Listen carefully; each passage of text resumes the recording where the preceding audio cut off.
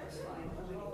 I was changing my clothes because I thought, I was convinced that it was just tonight and I was gonna go out and garden, which I did. But, wow, it is tonight, so I kind of had to hustle. Yeah, I'm so, They're always motivated, you know. Hey. overweight. It's hard for me, you know.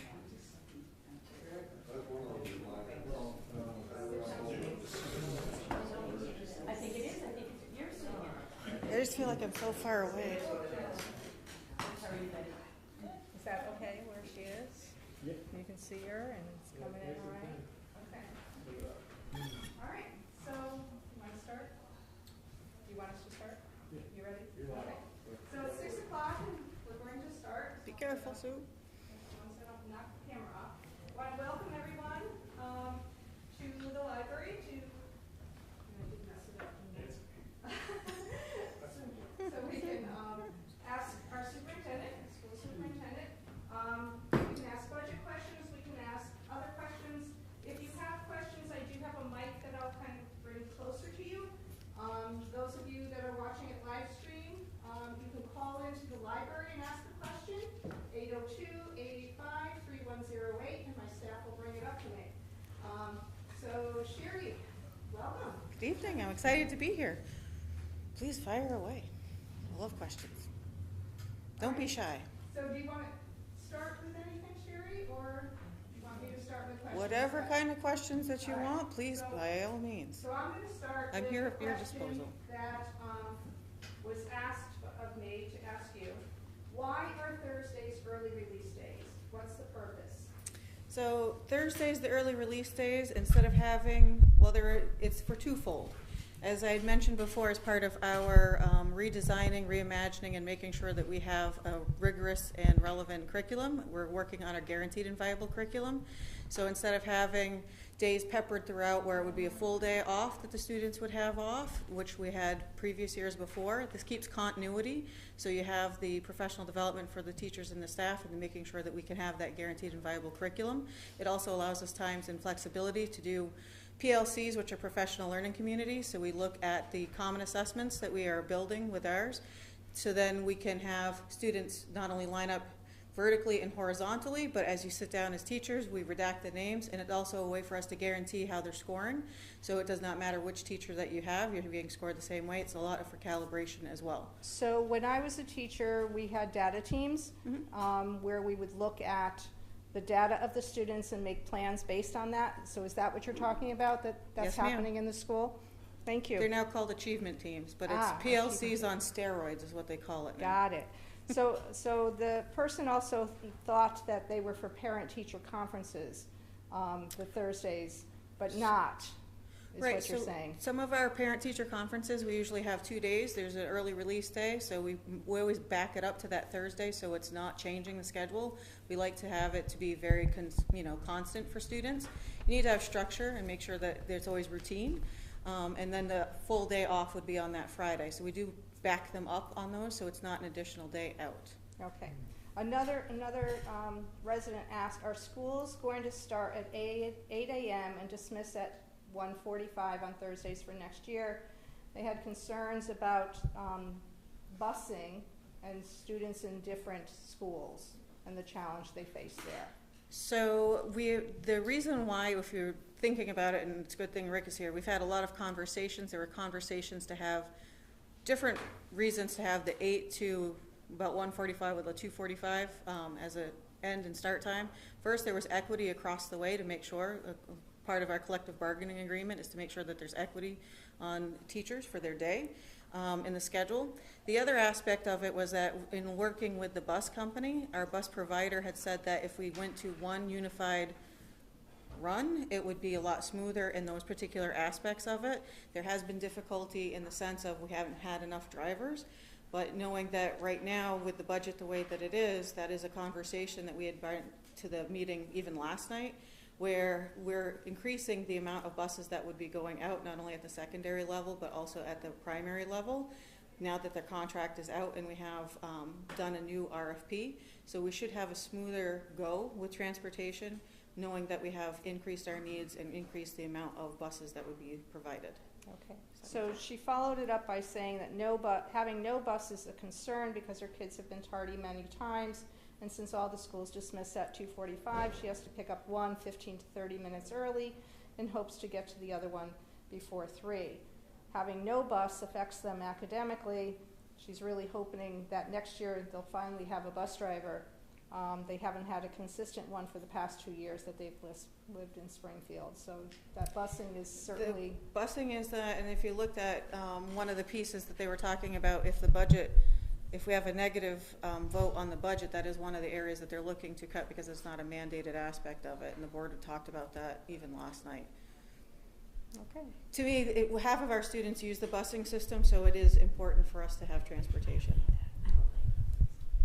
Can you speak to, I was expecting that when you went to the unified starting time, so we went from, 2 bus runs, a high school and an elementary bus run, that there would be a drop in the budget, a drop in the transportation portion because they were only doing half as many runs.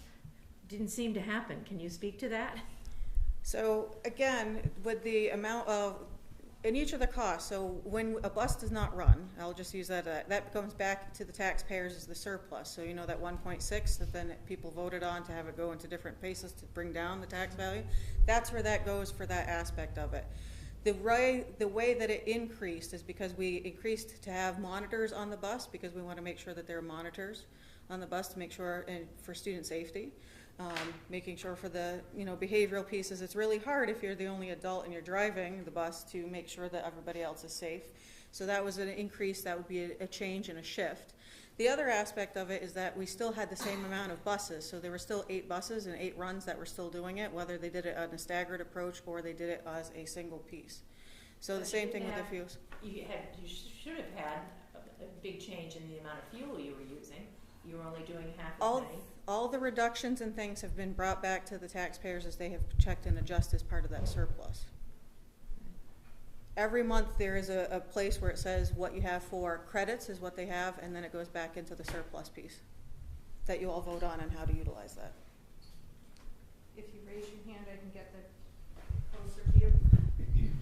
I don't know if I need that, but is it fair to say that the votes that were taken from vote 1 to vote 2, was there any difference in the amount? So that's my question. So from the first initial vote, sorry, I like to look at people when I talk to them, so I apologize. I'm really bad with a camera. Sitting down always makes me feel awkward. So one of the things that I would say is that from the first vote, when the first initial piece came out on March 6th, what happened is that we did reduce those. We did not include for the second go around, we ended up not opening up another primary pre-K classroom. So we had what to the tune, help me remember, it was about $324,000 was the reduction from the first vote on May 6th to the second vote. In looking from the second vote to what we had prepared, you'll notice that the line items stayed the same from the second vote to this third one that's coming out. The reason being for that is because when we came back in, there were more increases. There were increases in the transportation line. There were increases in the 504 students needing additional services and supports that were not budgeted. So that was about $150,000 right there for the 504 students. We are required underneath ADA to provide those services, but it comes at the general cost fund instead of having special education funding sources. So that's IDEA B as a grant. Could you explain what a 504 student is? It's usually some kind of medical issue or some kind of disability that would impact your ability to access daily life. Sorry. I throw acronyms out, you have to slow me down, I apologize. It doesn't reach the level of special ed. Correct. It doesn't hinder the implications for the education services to the same level, so they're not a tier 3, so they don't require individualized instruction. They might need additional support, but not individualized instruction in any one area. What kind of support might they need? So for some of the 504 students, it could be access. It could be, we have students that have hearing impairments. It could be having an interpreter there. It could have somebody there for sign language to do those particular pieces. There are a number of different things that happen underneath the 504 service that you don't necessarily see on an IEP. Now, last night at your board meeting, you talked about the percentage of in Vermont, how many students are under special ed versus how many are in Springfield. Can you repeat some of that for our audience?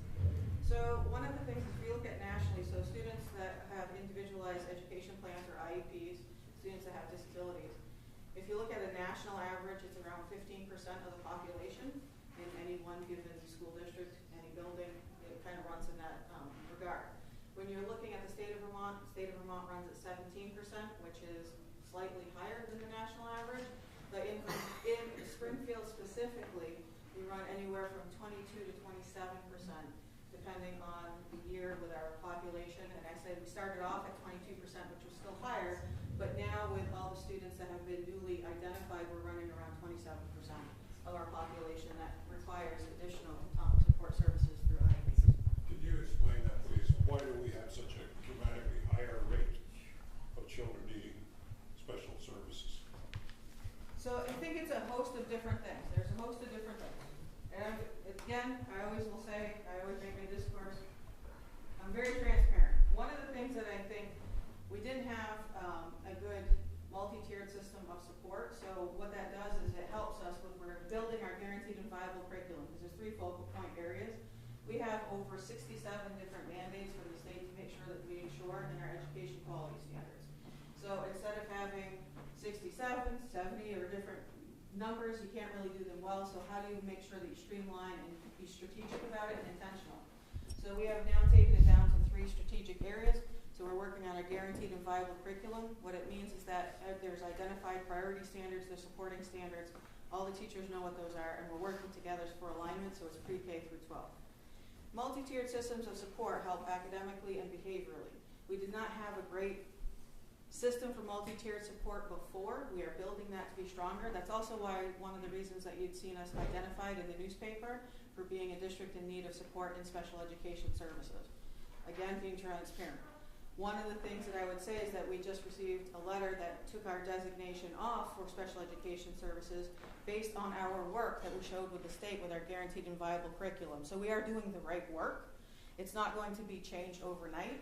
As you have intentionality in your instruction and your resources, as you have a guaranteed and viable curriculum and you have your multi-tiered systems of support, students will be ready to learn and they'll be able to so one of the things, people always say, are you only teaching to the middle or are you only looking at students that are 2 or 3 grade levels below? The answer is no. When we're doing the competency-based approach, it's going to allow it so students, we meet them where they're at because we all have a jagged learning profile. And then with the MTSS, it helps us give those supports to shore up those gaps that are there for some of the students. But it also allows us to take our students that would be called gifted and talented, those that, have you ever been as a classroom teacher? I can remember those students that could miss certain things and they just knew automatically where it was. They could be right on target and pass those assessments. Even if you look at the diagnostics, some students will already score at a level where they're proficient at that grade level and they would need something more. We want to make sure with this competency base it meets the students where they're at, supports them as they go along. Early intervention means that you're going to have fewer IEP identifications. The other piece that I would also mention is that not only with the identification and you having all those resources, Springfield is a hub for different resources, and I would say that we have a number of families that move in for the resources that are here. So could you just give examples of what the multi-tiered support would mean in a classroom? So just break it down for us. Sure. It's really difficult for me to comprehend. I know you're very knowledgeable and you've got it all. I was at the meeting last night and I was really having a hard time.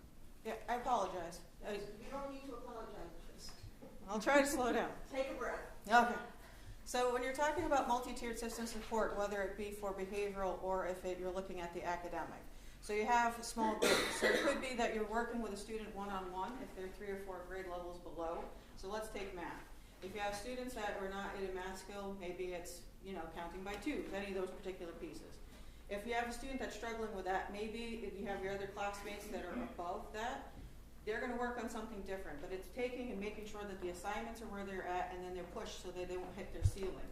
We should never have a student that hits their ceiling and say this is good enough, that they're just proficient. This breaks down that idea of that glass ceiling and it makes sure that they can go beyond that. So it's always leveling up. So in systems of support, it could be small group instruction, it could be, as I call it, triple dipping. So they might see an interventionist, they also work one-on-one with the classroom teacher, and they might get support from someone else in the building itself, so using our resources based on our schedule. Could be an ELA, reading, writing, any of those particular pieces. It also could be support for mathematics. Depending on what it is, it could be reading comprehension. Those are some of the pieces. If you're looking at the social emotional pieces, if it's a student that gets highly anxious, as I mentioned even last night, if you think about it pre-pandemic, and I'm not blaming the pandemic on anything, but it really shifted a lot of different things. If you look at dramatically in 10 years, education usually takes 10 years before you see the dramatic trend and shift in educational pieces or expectations. So if you think about it, I'll go even to pre-K. We had this conversation with some of our pre-K partners. Our pre-K students right now, this is the first time that they've really been around people. A lot of times during the pandemic, they didn't even go in grocery stores. So that has a dramatic impact on how people interact with each other socially, right? So what happens is that if they come in and they're not ready for learning, if you and I are interacting and I don't know how to do that socially interaction, whether it's share a block or, take a turn, what happens is that sometimes the discord between the students could get on a different level depending on how we respond. Some students are okay and they can transition really well and have that conversation. Pre-pandemic, 75% of the population could understand looking at facial features, understand somebody's happy, sad, I've aggravated somebody, I said something that I shouldn't have. Have you ever heard a student say something, or a child, even your own kids, and they said, I didn't mean that, I was just joking? Have you heard that before? Or is it just me? Really? Yeah. Looking for interaction. I don't want to be all talking. We hear that from the middle school students that come into the library when they're not exceptionally kind to each other. I was just kidding. Absolutely. So that's actually increased a lot more. And if you look at the way that the brain, I do geek out. I will apologize ahead of time. I geek out on research. So even pre-pandemic, if you're giving students the same thing, giving them a task in their hands and they're working on it, you have 8 parts of your brain that are lighting up, and they did it through MRIs, which are fantastic.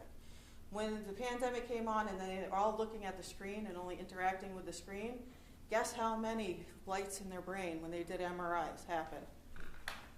It was about 3.5.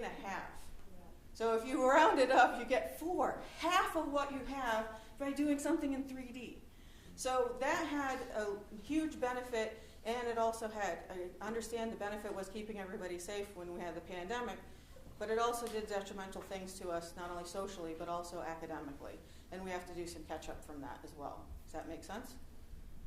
So if you're thinking about pandemic pieces, 75% of the population before could understand those things, looking at each other, those social cues, or those soft skills. Now it's about 80% that have what's called dysregulation or a general anxiety disorder. What that means is that if you think of your brain, I like thinking of the brain and how the brain works, in the back of our head, it's the amygdala, and it's fight or flight. Have you seen somebody where something happens where there's a car accident or something and you can lift up a car and you have the adrenaline rush? That's that fight or flight that comes back in the mind. And what happens is that when you're hypersensitive, so more of these students that are now having a general anxiety disorder, they automatically go back into that amygdala if you give them something that they haven't encountered, because it increases their anxiety and their idea to fight or flight. So that's why you see the turning over of desks sometimes, that's why you see those particular pieces. And some of that MTSS is how we as a group, as teachers and as educators, work on how to build those social skills with students. So it's making sure we have common languages, using common language with students, common expectations, and having that so that it's developmentally age appropriate and continuity between coherence. Did that answer? Your question answered? Yeah, I guess. I get snowed under, frankly, by all of this educational piece. It's just something that's so foreign to me, having grown up in the 50s and the 60s. And my questions are mainly related to what are the costs of education in terms of how much of the budget is being spent on instructors, teachers in the classroom, how much is being spent on administrators sitting in offices without any student contacts except maybe for discipline. And do we have any history of ever reducing the administrative percentage of the costs of our budget. That's the common complaint I always hear when I talk to people on the street. It's that the administrators have got a great deal going because they get paid, whether we cut teachers or not, whether support staff is cut or not. The administrators will always get paid. There'll be a superintendent with an assistant, and in the past, where that has been, those offices have been filled by a husband and wife team, they will still have a mentor assigned to that task as well. And, you know, it creates a lot of distrust, frankly, in the taxpayers. You know, we're in a community which is broke. Factories are shut, people are elderly, they're living on fixed incomes, and then they see a figure like 39 point something or other million, and it's a staggering sum of money. So they just instinctively say, I don't care what it is, I'm gonna go vote no on it, which is not a very logical thing, but they're voting their instincts. So I'll try to break it down to 3 different things, because I heard 3 different things and I'll try to respond to each one of them. So the first, when you're talking about salaries, so salaries run about, in Rick, I remember it's about 40%, correct, of our operational fees, roughly. So 40% is around salaries. What I would tell you is that your education quality standards, when you hear me talking about education quality standards, because even if you look on our frequently asked question page on our budget pieces, people ask the question of why do you have administration or APs to students. So that all comes from ratios that come from the education quality standards. How many times you have to have PE class, art, music, access to a guidance counselor. It also has how many administrators that are necessary for a student body. Those are all things that are predictated in some of those aspects.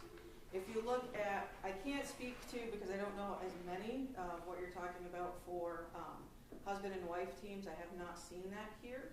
I've been back about 15 years. So I apologize, I can't speak to that. I know that my husband does not work here. I do love the state of Vermont. I come from Vermont originally. What I would say for looking at, besides the ratios, I think that you also said about the 39, so I don't want to lose sight on that. Well, the millions, you know, right. of the budget. Yep. So if you look at the 39 million, and I know that's kind of one of those alarms that you sit there and you go, when you look at it. So for every dollar that we raise, so remember, the town of Springfield is only going to be raising $8 million, which is half of what the town had requested, because it was about 16 between looking at the paving of the roads and just their operational costs. So it's half of the cost of what the town had requested that had a positive vote. We're only requesting the support for Springfield for that $8 million. Same had happened last year, so the cost between last year and this year is relatively flatline on that. You actually see a reduced piece of what, 2.5 cents reduction between the two, between last year and this year. What I would also say is that the more that we try to cut, so you'd probably say, no, how else does that other pieces come in? So it's your revenue from your non-residential tax, it's all the different taxes. If we start cutting that line item, if we get a negative vote and it comes back to us saying we have to cut, if we cut more, it's not going to change the rate, that 8 million request, that's going to be the same because it went year to year, the same request. What I would say is what happens is that the money that we get in from the education fund, so that $3.99, or you could say $4, right, for every dollar spent, we're actually sending money back up to Montpelier to then give it to Mount Mansfield or other school districts. It goes back into the education fund. Do you have a more eloquent way of saying it, Rick? No, you're pretty good. I just wanted to touch on a couple other questions. I guess those are pretty good. As far as, and I apologize, I didn't bring my computer in. But as far as the administrative salaries are concerned, with that total budget, it's about 4% of the budget. 4%. And there has been reductions in administrative positions, and I stand here as a poster child for one of those.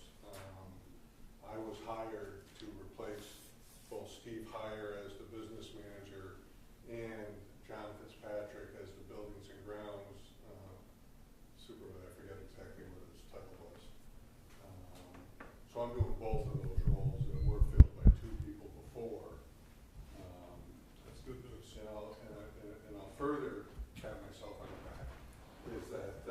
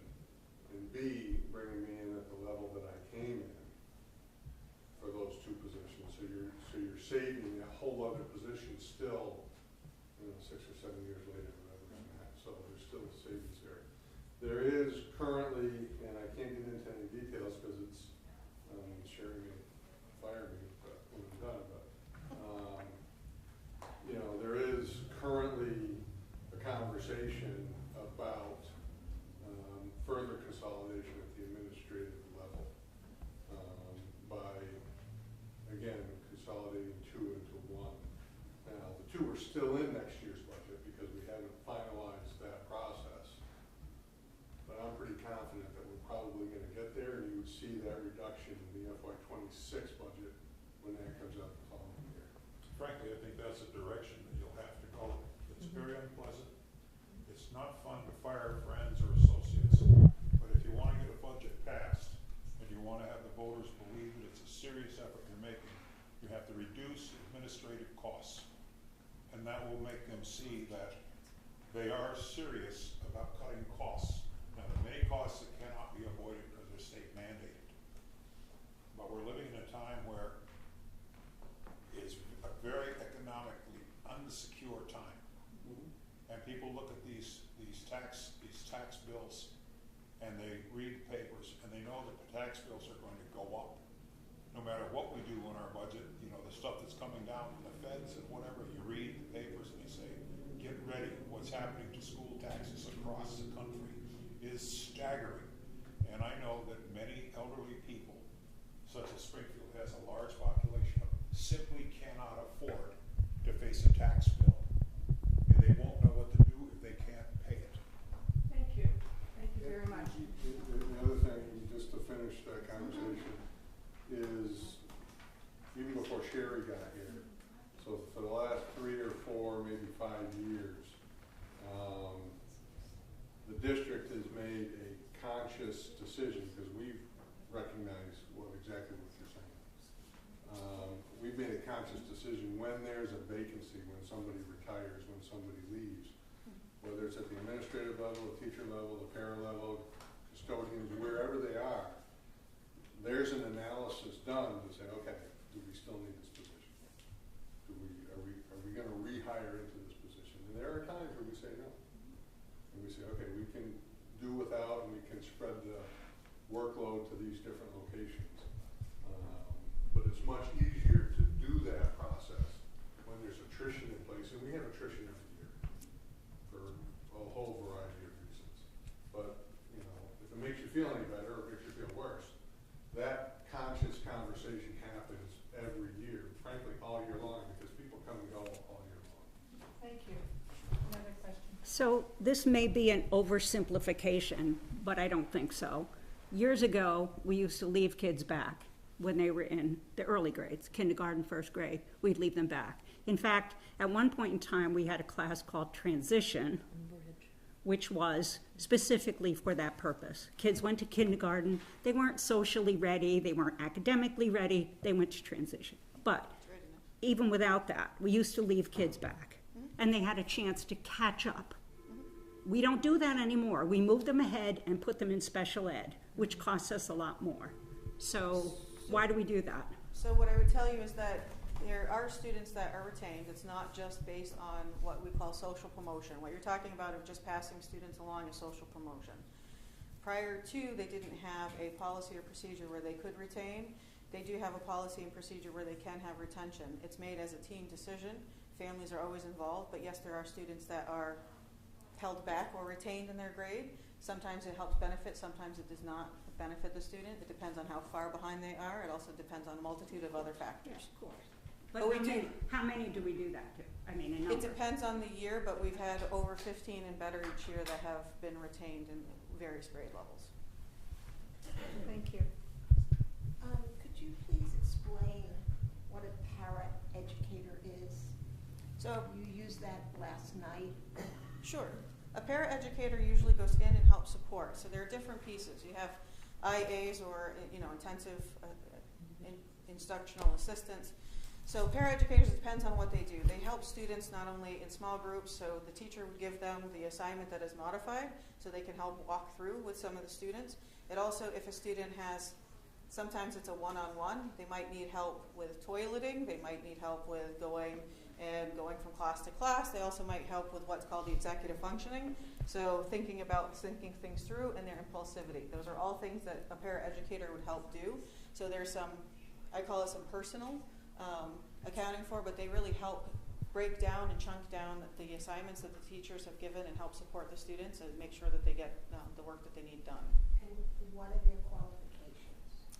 So all para-educators, because we are a Title I school district, have to have at least an associate's degree or pass the para-pro exam, which is part of the same, it's in the same exam suite that even administrators and everybody else has to take, and teachers. Is this a one-on-one, or are they in groups? It's a combination. It depends on what's written in their individualized education plan, their IEP. Usually if it's small group, you have one adult with at bare minimum 4 students that are in a small group. And you're at about 27% on IEPs, is that what I heard? Yes, ma'am. Approximation with the new pieces. You have approximately, with high revenue and high cost for some of the aspects of it, if you look at the reason for some of them, you have RBTs, which are registered behavioral technicians. Sometimes they're specifically trained in ABA. If we cannot find a paraeducator, it's really hard to find people that want to come in and do some of those particular positions. So we sometimes have to contract out for what's called an RBT or BI, which is a behavioral interventionist. And what is their salary level? It depends. The BI and the RBTs, those are contracted services. So the company in which we contract with sets their price on that. But it's 25 to 40, correct? $25,000 to $40,000. Yes, ma'am. Salary only. Salary only, that's another important thing, right? Salary only. All right, I have another question here. I think we all recognize that Springfield has a very challenging population, very high need, in need of lots of services, not just at the schools, but also other social services. At the same time, we have to have a tax base that can support all these social services. And we're getting to the point where it's really out of balance. So there is a significant marketing effort that is going on right now that the town is sponsoring and bringing in a whole bunch of others, so we can start possibly rebalancing our population, bring in a lot more individuals who can pay higher taxes, who have also going to be bringing students that have special needs at the upper end. They're going to be looking for excellence. They're going to be looking for kids that are getting ready for school. How can we assure them this is the place to come? Springfield's come because we're going to meet the needs of those kids also. Great. So as I mentioned before, with the guaranteed and viable curriculum, you're never going to hit the ceiling, so students are going to have those particular aspects. I would say that the Aircraft Aviation Owners Club, the AOPA, which I mentioned last night, we did write a grant for that, and we received that. So our high school students, and we're modifying it. We're only the one school district that they're allowing us to modify that curriculum to go into our middle school, because we have a great program going on with our drone pieces. You see them and they have all those, and they're really excited, our middle schoolers. So I was like, let's make sure that we can have that down there for them as well. Those are some of the pieces. We are working together. I did meet with the other regional superintendents and to find out, because we do not have, if you look at education quality standards, and to your point about looking at places that we can check and adjust and help each other for resources, again, in that intentionality. Some of the other districts are not able to, just like we only have 2 AP, which are advanced placement, those that are college bound, sometimes take those particular courses. We only have 2. And I found that to be a tragedy. So I reached out and I said to the other superintendents, I'm like, how many are you offering? What are you offering? And I found that there are two districts close by that had to cut all of their AP courses. I don't want to cut our AP courses for our students. So I said, let's think outside the box. So in talking to the other superintendents, I was like, what if Springfield becomes a hub? And they said, for what? I said, talking to Scott Farr, RVTC, he had a couple of classrooms. I said, they're coming on a bus because we have transportation from these other districts. I said, can they come here and can we house some of those particular AP courses? So we're writing a memorandum of understanding so we can have AP courses here for our students for every content area, and then we're going to be the hub for that. So there's going to be some distance learning, but there's also going to be some of those aspects. We also are looking at different places for work-based learning, so reaching out to places like a foundation called Nellie Mae. Those are grant-funded aspects as well, but we're always thinking outside the box to see how can we bring in automotive. We don't have automotive, and that's one of the things when I talk to students, that's one of the students, they're like, I wish we had automotive. I can't go to Hartford where they have automotive, so how can we bring it here? Nellie Mae can help us, so it's writing those grants and seeing what we can do. We're only starting in those particular pieces, but with the AOPA, we have a dedication for this, and when we have our guaranteed and viable curriculum, we are going to be the gem of the state. I always tell the state people that. There was, last month, I actually went down to talk about the work that we're doing in Boston at one of the national conferences for innovative education. We're already on the map for that, and they were talking about that, and we have people coming to visit us and what we're doing. So we're doing the right work. It's going to take time. We just started it this year. Last year we did our portrait of a graduate, but we're ready and on the cusp of turning things around, which I think is going to be positive for us as a whole. No child in our district should ever tell us that they met proficiency, and that's okay. We should be stretching beyond that. Yes, to what extent are the students on IEP and either bordering it affecting the standardized test scores? You know, there's been a lot of concern about the test scores, you know, being significantly on the lower side here in the district. And really, can you speak to what extent the larger number of students that are on IEP or nearing it are affecting that? So there's a couple of things twofold. So one of the first things is that part of how we find out whether or not you're identified for extra or a district in need of improvement, some of it is your test scores. Some of it are other markers that they have. When you have students that are taking a standardized assessment, whether it's criterion reference or norm reference, it does not matter. It depends on the idea where they give a certain profile of students that would be taking what's called an alternative, a portfolio piece. So some of the students that have a lower IQ, about 46, would take and do a portfolio piece. The portfolio piece would be, you have to still send it in each one of the content areas for the assessment for the grade level, but it's a portfolio piece that they do over a period of time. Now, only 1% of the population is allowed or allowable by the state and the federal guidelines to be able to do that. Do I think that we have more students that would be eligible for that? On paper, they are eligible, but we cannot put them in to the portfolio piece just based on their guidelines.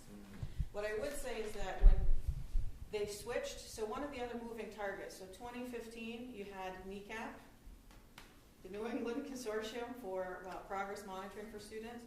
They switched that in 2015. So then you had SBAC, the Smarter Balance. Now, last year was the first year that they changed to Cognia.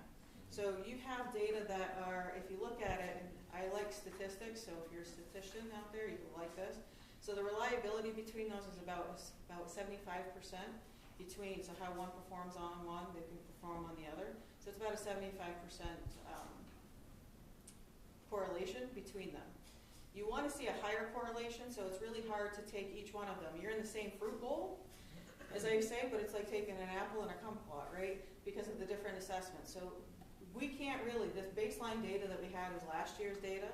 Some of the other pieces for our iReady, which is our local assessment plan, to finalize that, we have more strategic pieces for that.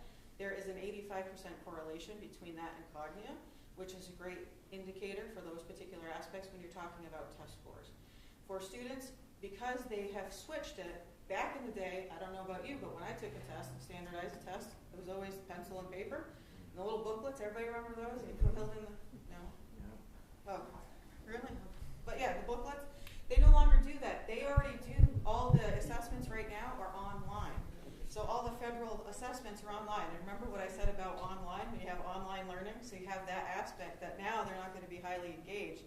That's a federal, I call it a federal flaw in the way that they're looking at how you do that. So because you can click through, if you get to a point and you don't want to read something, students can flip through those particular aspects because there's things that you can do to have an accommodation, but there's some things that are unallowable. You can give extra time, you can give a smaller place, those are particular aspects of it.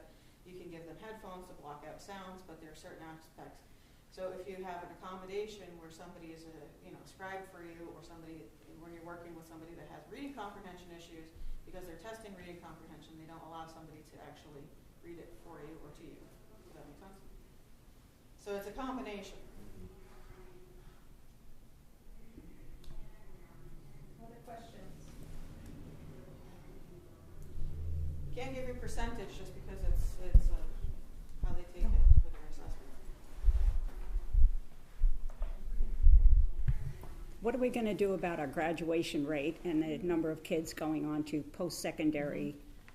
That's why we're getting the guaranteed and viable curriculum. That's why we're working on those Nellie Mae pieces. That's why we have the AOPA. We're looking at the different pieces for their alignment. Getting them engaged is half of our problem, and to make sure that they have those. One of the things when I went in last year and talked to students, they were like, you actually want to know what I want to do post-graduation, or what I want to do in my life? And some of them were telling me cosmetology. Some of those were telling me that they wanted to be a mechanic. Level 1. That's why we're reaching out to like GM. They have a GM grant to get a level 1 tech certification. Students need to be invested and engaged in what they have. If you do not have the engagement and it's not relevant to you, you don't pay attention to it. We know that as adults, right? So it's making sure that with all these changes in our curriculum and all that, we're going to increase student engagement. It also decreases behavioral supports because they're going to be engaged. We're meeting them where they're at, giving them the supports that they need. And we're looking any way creatively that we can. But half the part was finding out what they truly want to do and get them interested in it. What's the dropout rate? So our graduation rate runs at about 66 to 67%. And to me, that is unacceptable. So that's why we're putting all these particular pieces in place, because that needs to increase. That is also one of the markers that you have. If you think about it, going back to your test score question or your test question, it is required by the federal government that you have to have at least 95 to participate, 95% of your population in each of your buildings to participate. And how many times, I can't tell you how many times that people will say, I'm going to opt my child out of the test. You can't opt out. There's no opt-out option of that, even though people will say they're opting out.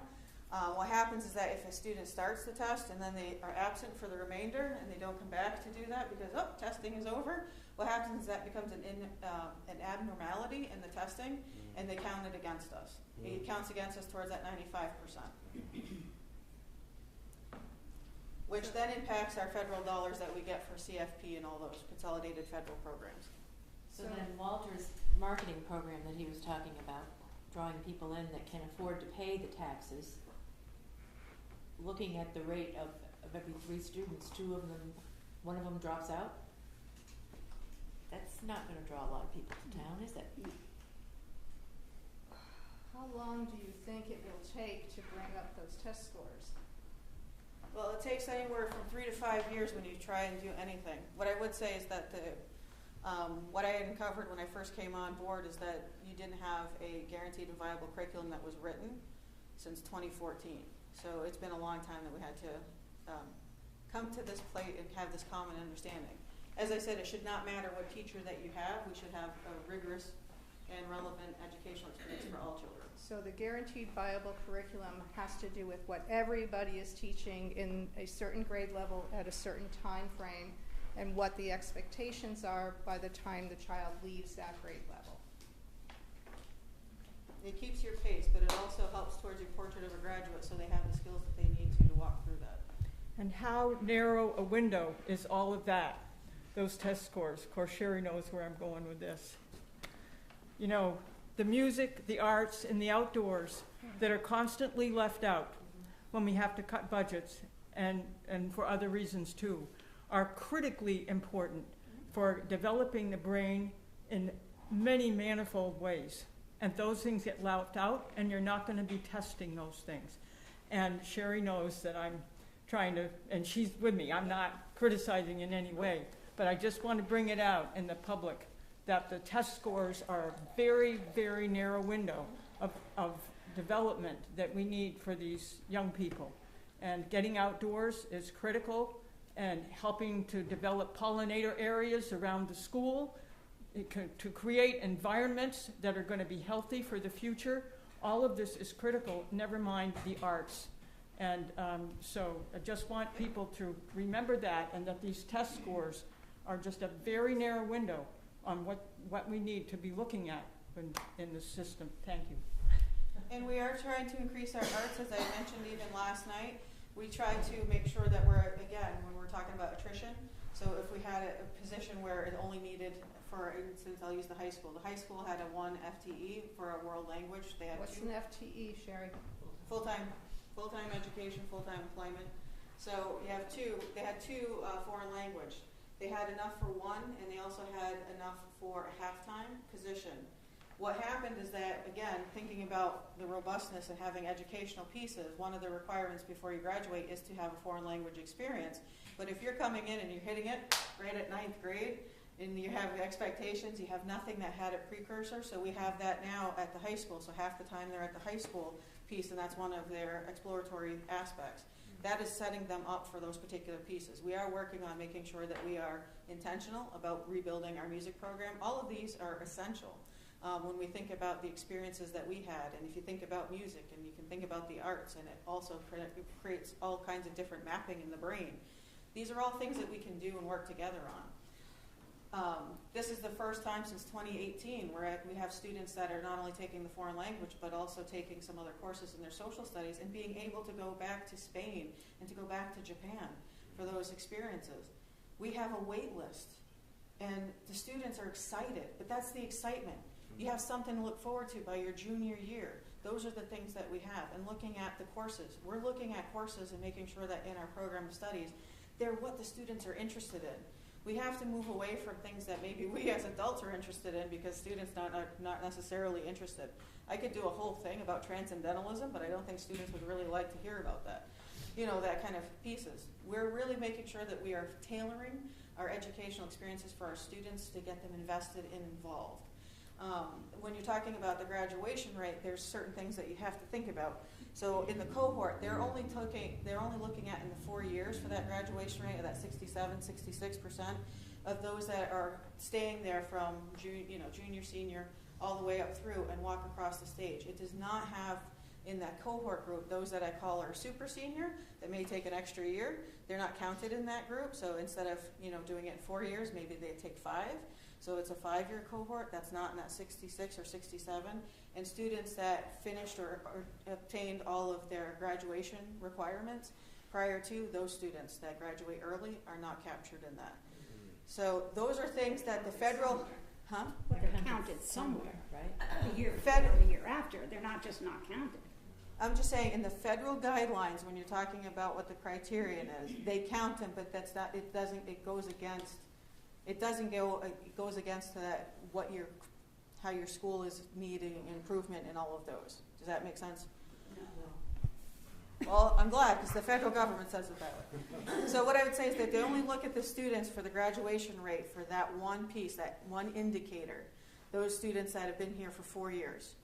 If you have somebody that took a 5th year, they are captured and it's turned into the federal government and the state, yes, even if they graduated early. But when it comes to that hallmark aspect of it, when they're talking about 4-year graduation, that's why they call it the 4-year cohort graduation, that's the only one that they look at when they're making I call it our report card for the district. It is counted, it does count, but it's not reported out on our report card. So how many, I'll call them students, do you think fall in that category? I mean, how far above the 66% would you say really are completing? Probably about 75%, 75, almost 80. Some decide to go through some of the dual enrollments. We have a lot of dual enrollment courses where they're receiving college credit already. We have a lot of students that partake in that, and sometimes that helps them graduate early as well. But it's giving them opportunities. And that's what we're going to increase in doing opportunities. Some students go to Vermont Adult Learning, which is right down. And what we're trying to do is make sure that they're still captured with us, so they get captured in their cohort. And we're making a work plan or an MOU even with them and with the state to be able to capture those students. Because sometimes coming into school every day and being in the traditional setting doesn't always work for everybody. So we have to be creative in how we work flexibly with our students and meet them where they're at. So it will increase as we keep putting those particular pieces out. I'm just saying that it counts in different ways. So let's assuming that the budget that's on the table right now does get passed next Tuesday, will we have the resources to make meaningful progress in the next fiscal year towards these advanced placement programs and becoming a hub and being able to say that we've got programs for excellence for students? Will we have the resources to do that next year? Yes, sir.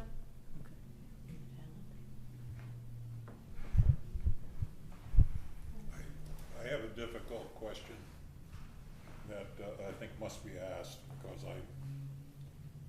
I've been grappling with this for over a week. A young friend of mine who was a high-functioning autistic child in the middle school was being bullied by students in the hallway, having water poured on his head. He'd done nothing to deserve this except that he was seen as a weakling. And he pursued the two bullies into a classroom and slammed one of them against the wall. The result was the autistic child was expelled.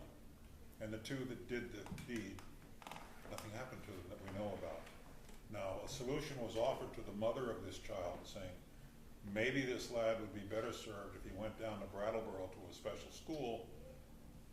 Now, that may be true, but it costs like $40,000 a year to send a student there. In this case, if the boy goes down to Brattleboro, who will pay the $40,000? So first I want to break down a couple of first things. What I would tell you is that no one administrator, the principals cannot do what's called an expulsion. The only one that is allowed to have an expulsion hearing is the board. So I can honestly tell you that nobody has been expelled.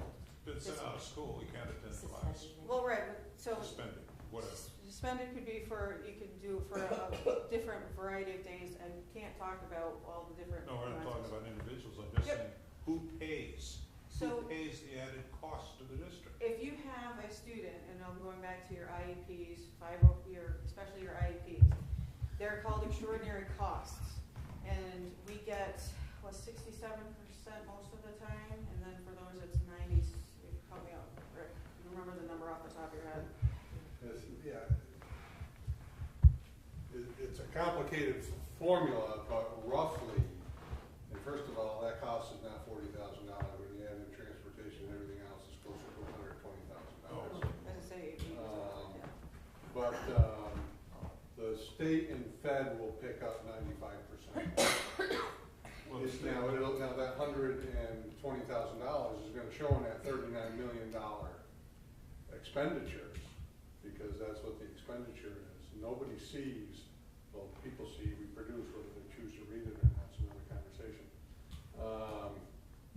But when you go to the ballot, you don't see the offsetting revenue to that $39 million, which is what generates the calculation that Sherry mentioned earlier, is that Springfield taxpayers are only paying about $8.1 million towards that 39. Now, excuse me for just a second.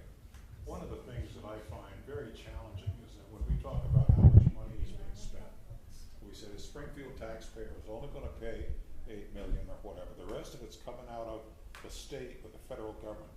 I'm part of the state. I'm part of the federal government. It comes out of my taxes.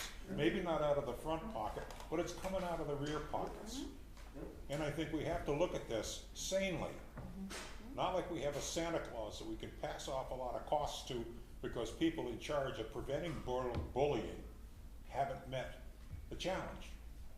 You know, this is a huge cost coming because a couple of young boys were allowed to bully another child. I'm just speaking of the dollar amount. So, in the incidents that you're talking about, there was a full investigation and other students had disciplinary pieces, but I can't talk about that. Of course not. We can't talk particulars. Correct. And in the middle school, I had a meeting with Matt Walden, who is the dean of students, and he explained the restorative practices that are at the middle school. So I know that there's some things that are being done there as well. Whether it happened that particular day or not. I've had meetings with middle school students who are not very kind, and I need to remind them that kindness matters in the library and everywhere in Springfield. So, okay. All right, let's wrap up. All right. Thank you very much. Appreciate everyone for coming. Appreciate the two of you for coming. And everyone should vote. No matter which way you vote, everyone should vote. Thank you.